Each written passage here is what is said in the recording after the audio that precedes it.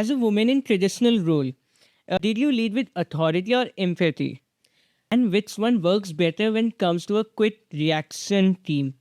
So I was an empathetic authoritarian. So empathy comes to women by nature. You can't seclude them basically. But why authority? I was their boss. So I had to lead these men, and I was in a branch which is the security.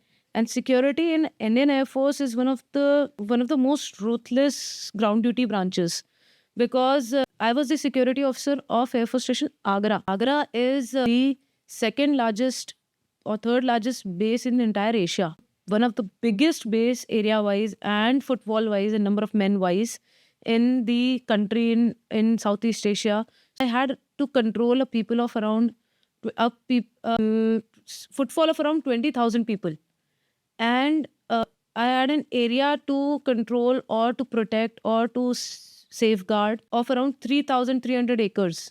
It is a city in itself. So when that comes into power, and I am the one who has to take decisions of the safety of that entire base, which by the way also houses one of the most important and most crucial aircraft of Indian Air Force. Okay. So it is one of those bases that is in the Central Air Command, where the biggest all the important aircraft squadrons are there.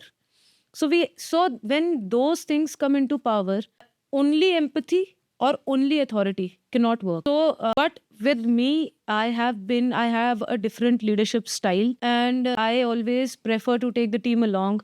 So controlling those men, convincing them that they can be led by a women officer, Hmm.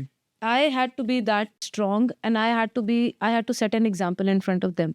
So whenever there used to be a quick reaction team drill, whenever there used to be a security drill or something, I was the one who used to kit up, take a rifle and go and lead them first. Okay. I was the one who used to tell them, who used to guide them. I was the one who had to study and read and learn all the things before leading them into a practice zone or into any situation, any hostile situation.